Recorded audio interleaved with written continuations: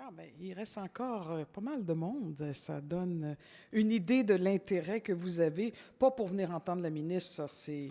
Vous devez avoir hâte d'aller prendre l'apéro, de finir votre semaine. Moi aussi, elle était pas pire, la mienne.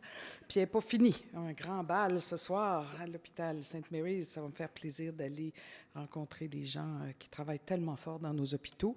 Et en plus, ce sont des jeunes de la circonscription d'Outremont, puisque l'école Guy Drummond est dans ce magnifique comté dont on sait qu'il va un peu se transformer bientôt.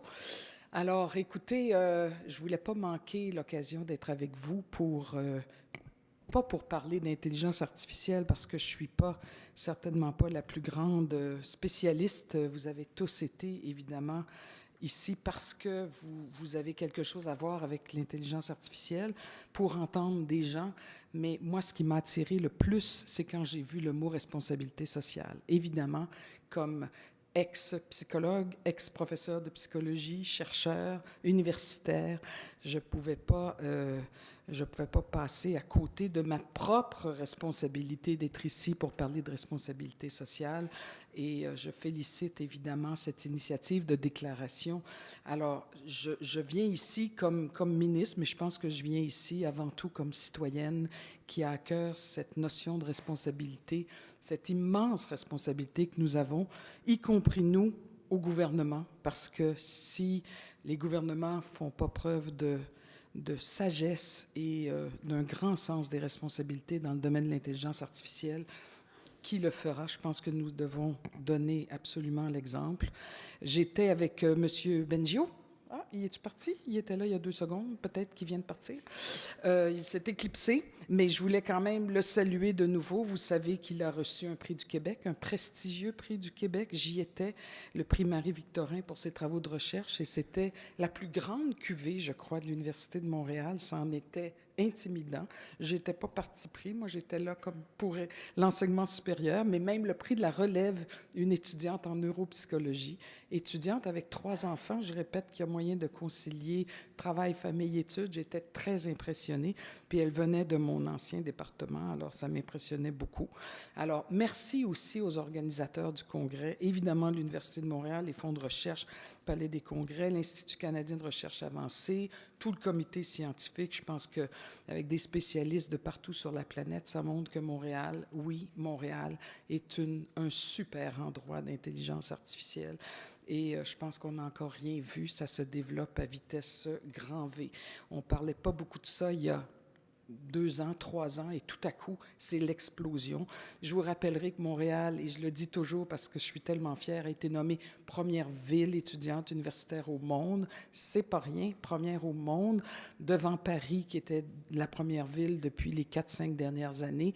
Et que dire donc de l'attractivité de cette force, de cette grappe en intelligence artificielle? Le gouvernement a mis quand même un petit 100 millions de dollars pour développer cette grappe-là, et je pense que ça donne la mesure de ce qui nous attend comme capacité d'attraction. Moi, comme professeur, si j'avais été encore, on le reste toujours un peu, mais j'aurais tellement aimé participer à vos travaux et à participer à toute cette recherche. Alors, soyez assurés que je vais essayer de le faire dans les fonctions qui me sont dévolues. C'est partout, on le sait, l'intelligence artificielle. Alors, il faut toujours, ça va se développer à vitesse grand V, mais il faut jamais que ça soit au détriment des citoyens. On parle beaucoup, mon collègue à l'éducation en parle beaucoup des questions graves d'analphabétisme. Et je ne sais pas si c'est une expression que vous employez, mais on pourrait certainement parler d'analphabétisme numérique et de littératie numérique à développer. Mais on ne peut pas se permettre d'avoir deux classes de citoyens, et il y en a, j'en connais personnellement, qui n'ont jamais touché à un ordinateur, qui n'ont aucune idée de ce que c'est, et ces jeunes qui ne pourraient absolument pas vivre, hein, probablement, sans vos tablettes, vos jeux vidéo. Bon, alors, nous, les vieux croutons que nous sommes, là, parce que nous, on est des vieux croutons comparés à ces jeunes qui...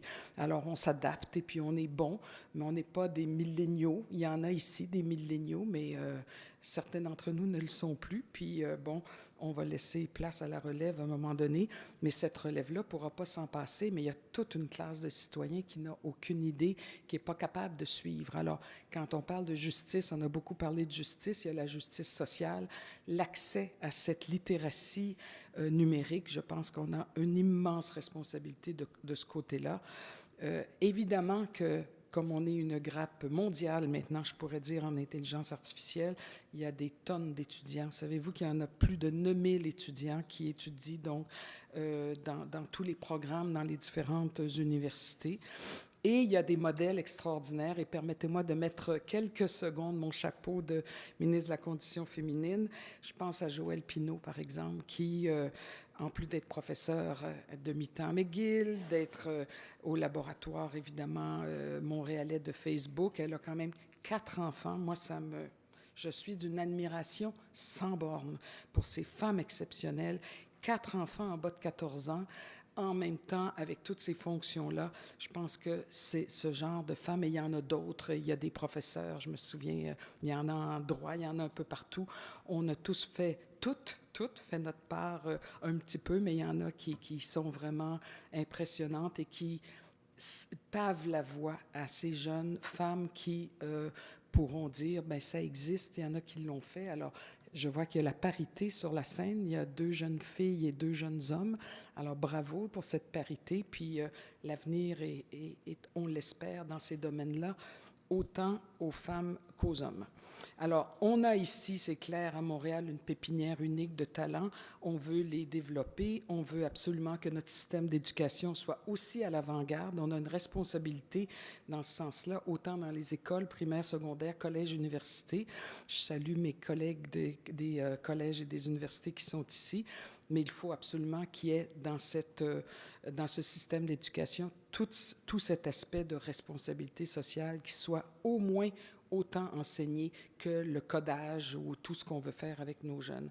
Alors, cette transition digitale, il faut la vivre avec intelligence, pas nécessairement artificielle, intelligence émotive.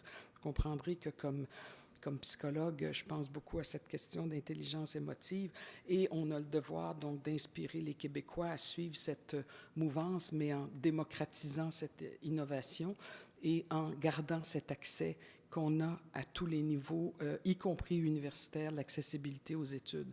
Alors, tous les programmes de formation, la création des programmes en intelligence artificielle, ils sont là. Les universités ont leur autonomie, mais c'est sûr que dans le plan d'action numérique en éducation, enseignement supérieur, on va soutenir des nouvelles initiatives, c'est très clair, toujours évidemment dans le respect et l'autonomie des programmes, particulièrement universitaires. J'ai parlé du 100 millions de dollars sur 5 ans pour la création de la grappe en intelligence artificielle.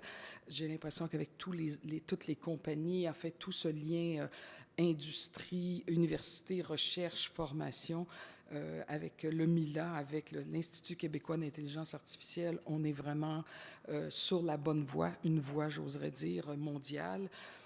Je conclurai en disant que l'humanité fait probablement face à l'un des plus grands défis de son histoire, celle de réussir une révolution qui porte en elle autant le potentiel d'améliorer son sort que d'en fragiliser le délicat équilibre acquis de longues luttes, et ce, de manière irréversible. Nous avons tous la charge, voire même l'obligation, de ne laisser aucune âme dans son sillon. Pour tout cela et pour toutes ces considérations éthiques et morales qu'on ne peut ignorer, je tiens à vous remercier à nouveau pour le sens du devoir dont vous faites preuve en plaçant l'humain au cœur de l'intelligence artificielle. Elle se doit plus que jamais d'être responsable. Merci et bravo pour votre colloque.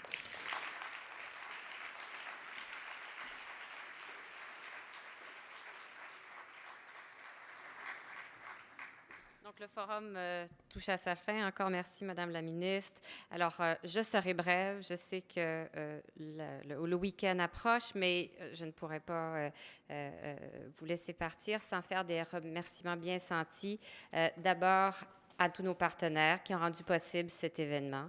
Alors, il y a le Palais des Congrès qui nous accueille généreusement. Il y a les Fonds de recherche du Québec, le Centre de recherche en éthique, on l'a mentionné, le Cyrano, le MILA et bien sûr Ivado. Merci à nos nombreux étudiants bénévoles.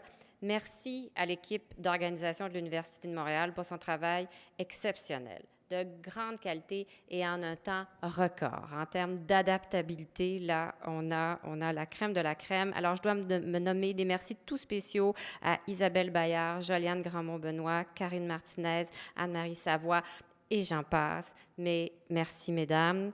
Madame, monsieur, oui, un petit, oui, allons-y.